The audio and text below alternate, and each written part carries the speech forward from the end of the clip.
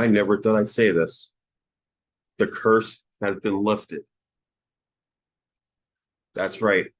The Hollywood live action anime and manga curse has finally been lifted. I saw One Piece, the series on Netflix, and I gotta say, it is one of the best shows I've ever seen. And I can't even describe it. I mean, when I first heard about that they were going to do a One Piece series, I was nervous as hell. I thought, well, let's see, they messed up Cowboy Bebop on Netflix. Um, we're going to talk about. I'm not even going to talk about the Voldemort of live action anime and manga adaptations, because and then there's other ones that just failed miserably, and some that were tried that were decent, but I think we now have a gold standard, and that gold standard is One Piece. So I'm going to break everything down. We'll start with the casting and then and all that. So first, Monkey D. Luffy, played by Iñaki Godoy. It was the perfect casting. I think, truthfully, the Straw Hat Pirates are all perfect casting, but I'm going to tell you why. You know, Iñaki really brought that personality to Luffy to life. He may comes off as annoying at times, but and that's the character is supposed to be. But I felt like he really brought on the A game with the role, and then especially in the end of 7 and 8, where you see him totally ticked off and ready for battle. Zoro, you couldn't have found a better Zoro than Mocking You. And if you haven't seen anything with Mocking You before One Piece, he's done a few other live action anime manga adaptations. I would recommend Rurouni Kenshin the Final, where he actually played the main villain of the film. And he's also in Full Metal Alchemist, The Revenge of Scar and the Final Alchemy, where he plays the character of Scar. And he's also in Knights of the Zodiac, playing the main character of Seiya, which I haven't seen yet. It's on my radar, so eventually I will see that one, and I'll have a review of that on my blog. Nami, Emily Rudd was great. I felt like she gave off a vibe that reminded me of Betty Cooper in Riverdale. Just the way she was, the way she talks and the way she presents herself, but at the same time, she had some pretty cool action scenes with the staff. That was pretty wicked. Usopp, Jacob Gibson was awesome. He brought the funny and the scaredy part, but he would also when it calls for it, he does get involved in action. But I like the fact that he was more the comic relief of the group. And then finally, in episode 5, we see Sanji, played by Taz Skylar.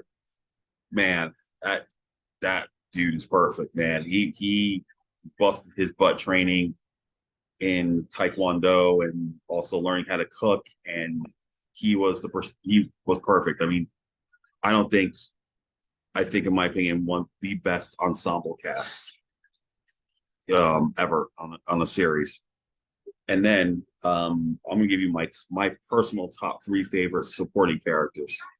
So I'm going to go in backwards order here. In number 3, I'm going to go with Chef Zeph, played by Craig Fairbrass. And I spoke with Craig a few years ago. He did a film called Villain. And lo and behold, I recently learned that Taz Skylar was actually in Villain with Craig Fairbrass. So I was like, I gotta rewatch the movie again. This is like 4 years ago.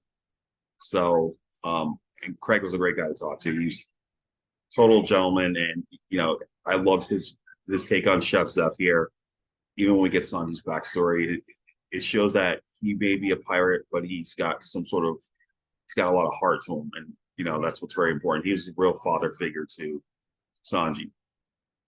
Number 2 is definitely Mihawk. I mean, I never would thought that one of my favorite actors from South Africa would be playing this role, and Stephen Ward was perfect. If you haven't seen him in anything else besides One Piece, I would recommend House on Willow Street and Triggered. I mean, though he was great in those 2 movies, and here he's perfect as Mihawk. The way his introduction comes is just phenomenal. I mean, you see him with the Opla and how he destroys a ship with one swipe, and you get to hear the Wilhelm scream. For the course, the Wilhelm scream has to pop up everywhere. Awesome.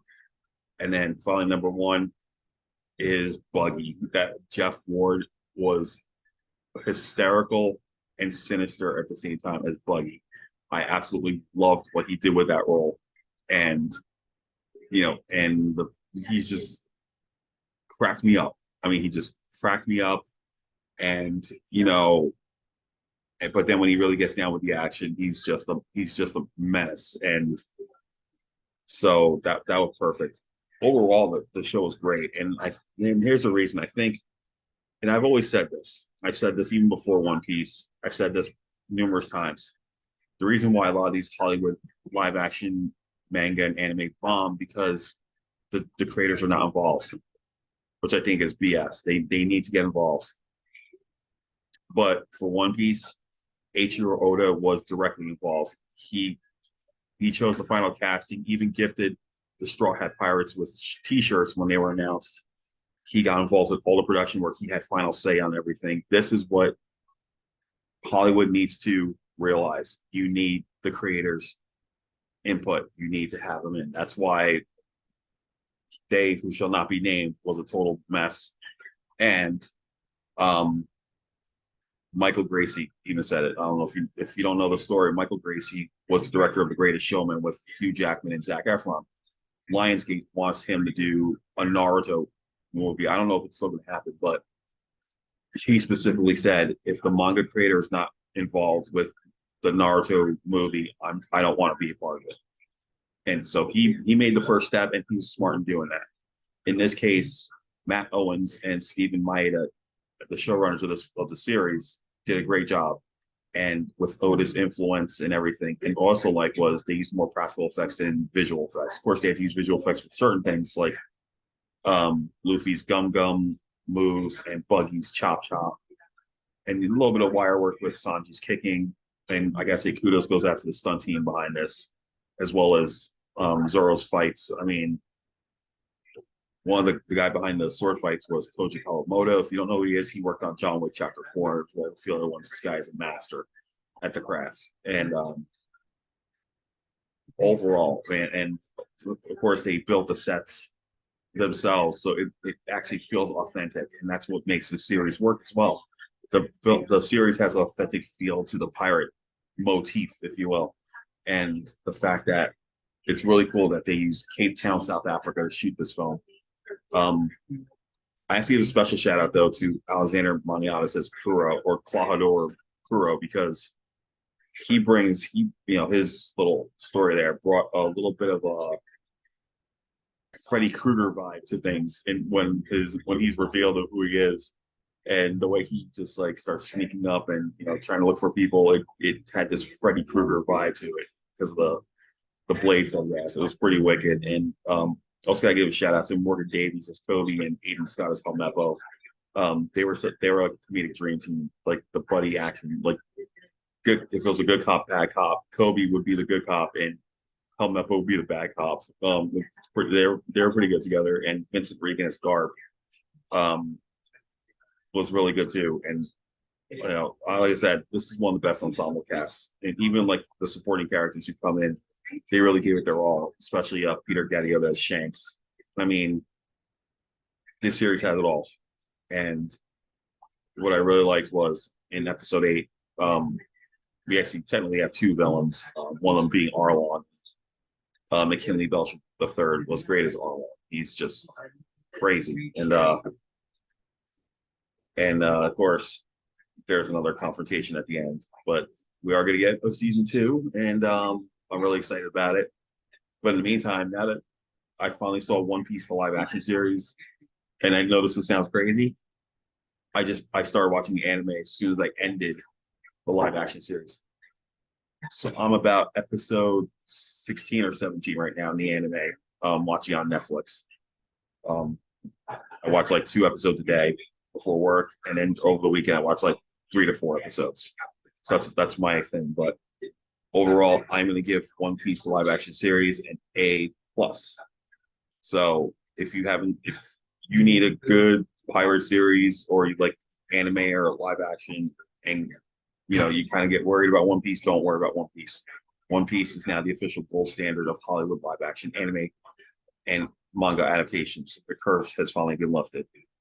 So anyway, with that said, check out worldfilmgeek.com for reviews, features, more. You're going to see this video on the blog as well. But this would be this would be exclusive to the YouTube channel as well.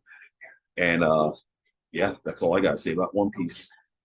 It's time to head back to the high seas. So, guys, take care and have a great day.